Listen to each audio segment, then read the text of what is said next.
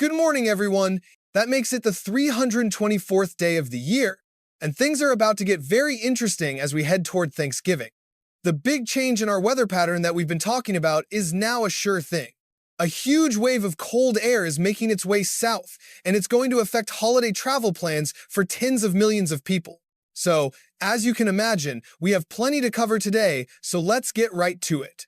In our last chat, we mentioned you should keep an eye out for a major weather shift around Thanksgiving, and that's exactly what we're going to look at first in this update. We're looking at a map here from the Climate Center that shows how temperatures will compare to normal for the 8 to 14-day period. So this is mostly focused on the time right after Thanksgiving, but my goodness, we're going to see a lot of cold air spilling down from Canada. It's going to cover a huge part of the United States, especially in the north-central region, from the northern plains in Montana all the way over to the Great Lakes in the Ohio Valley. But that chill will be felt even down in the deep south. Dallas, Atlanta, Raleigh, you'll all be feeling cooler than usual as we get into the second half of November. Now let's see what this looks like on the temperature map. This shows us just how much warmer or colder it's going to be. And I know some of you are probably thinking I'm getting ahead of myself because it feels so warm outside. You're wondering, why are we even talking about the cold, right? In fact, we've been seeing record warmth in the south for the past couple of days. It's going to stay warm tomorrow morning at 7 a.m. About 20 degrees warmer than usual in Arkansas, for instance. Many of you in the Southeast will be enjoying some lovely sunshine on Saturday and Sunday, but I'm telling you, a change is definitely on the way, and that's what we need to prepare for next. It's all going to get started on Tuesday, and as we move into Wednesday, you can really see the shift. All of that warm air will begin to get pushed out toward the east, and we'll have a big dose of cooler air moving into the central part of the country. Now, this won't be bitterly cold air at first. We're looking at temperatures right around normal to maybe 10 degrees cooler than normal, especially for our friends up north. But the real story with this weather change is that it's going to stick around. This isn't just a 1 or 2 day cool down. This is going to be with us for a while, and the chill will deepen right around Thanksgiving. Here's what we're expecting on the 27th, around 1 in the afternoon. We could be about 10 to 15 degrees below normal in the Ohio Valley, but notice how almost everyone is feeling these cooler temperatures by then. The only exception is over on the West Coast. But as we go past Thanksgiving Day, we're talking about Black Friday and that very busy travel weekend that follows. This is when that cold air really settles in for good. We're talking about temperatures 20, maybe even 30 degrees below what's normal for this time of year up in the Dakotas and Minnesota. And just take a look at how long this cold air lingers in the southeast and the eastern United States. And yes, it looks like another big pocket of cold air is set to follow right behind that one. So, this is a weather pattern that we're going to be in for quite some time as we move through the end of November and into early December. Now, with all this chilly air coming down from the north, that brings up the possibility of snow, as I'm sure you've been hearing about on Facebook and other places online. We're still a little too far out to have a perfectly clear picture of what that will look like. But here's the general idea. Okay, there is going to be a large storm system, and that storm is what will be pulling all that cold air down from Canada into the central and eastern United States. That large storm is also going to be pulling up a lot of moisture from the Gulf and the Atlantic, and that, of course, is going to bring us some rain or snow. We are certainly going to see rain across the East Coast before Thanksgiving.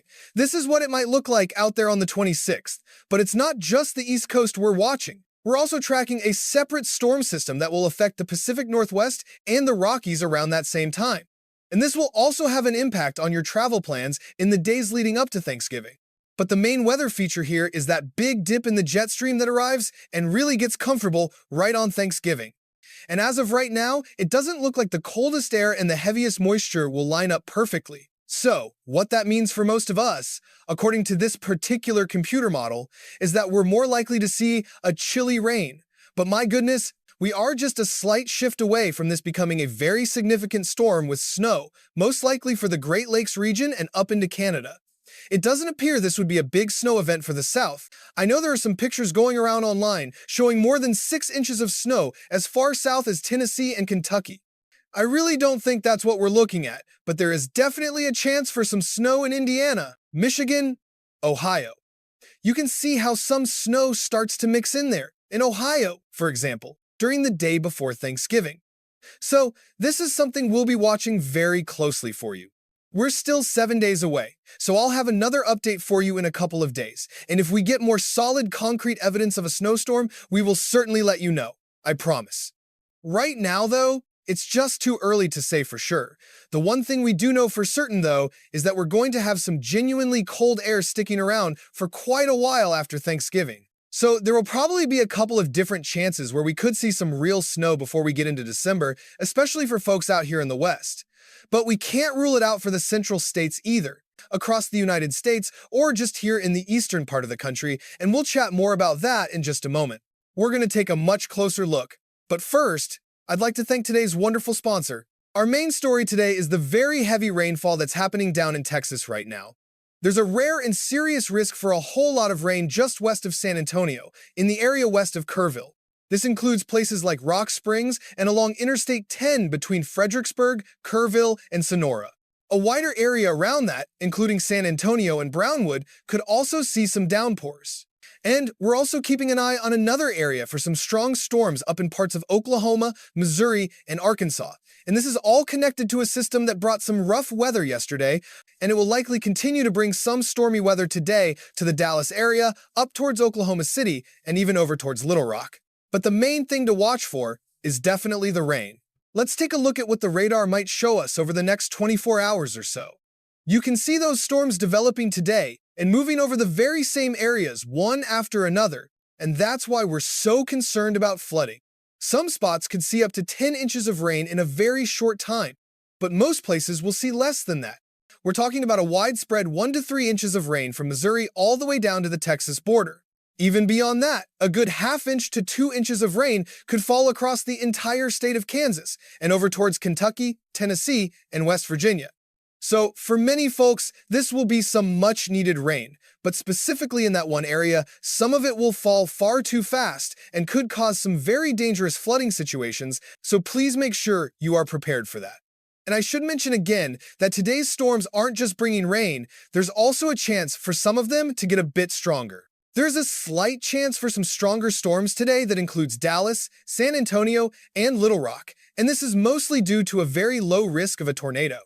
Okay, so we do have a small 2% chance of a tornado for Little Rock, Dallas, Austin, and San Antonio today, so please be prepared. Make sure you have a way to get weather alerts. It's a great day to have a weather app handy so you can get those warnings in real time and have helpful information passed along to you, just like but with updates available 24/7 automatically. Alright, so let's go over everything one more time for everyone. Of course, as this rain moves off to the east, the system we're talking about today is going to weaken a little bit, but it could still bring some heavy rain to the Ohio Valley and the East Coast over the next couple of days as we head into the weekend. But for the most part, the East Coast can expect comfortable temperatures and pretty calm weather for the next few days.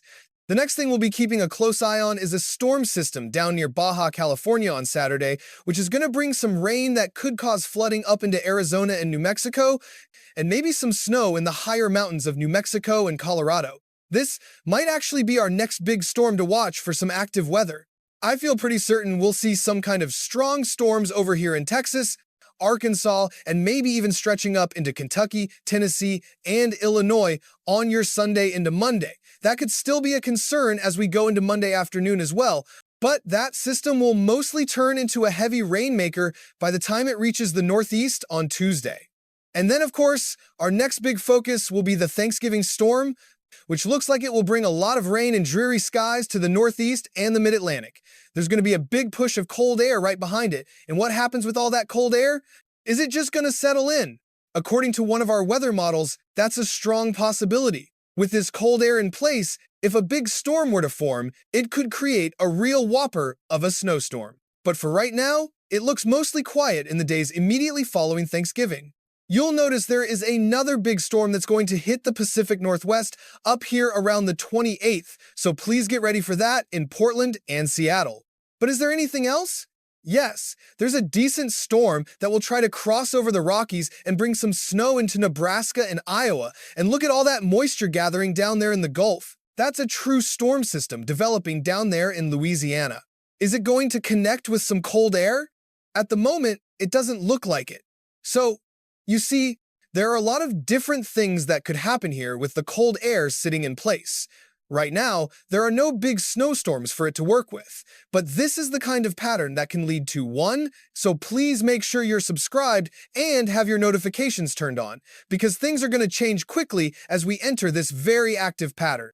And that's pretty much all the weather I have for you today. Again, as we learn more about this Thanksgiving system, I'll be sure to provide you with consistent updates if we need to. Otherwise, it'll be a couple of days before you hear from me again. The latest I will have another video for you is Monday, so that will be a really helpful update for all of us. But other than that, thank you all for watching. Please give this video a like and subscribe if you haven't already. And I'll see you in the next one. Take care and goodbye.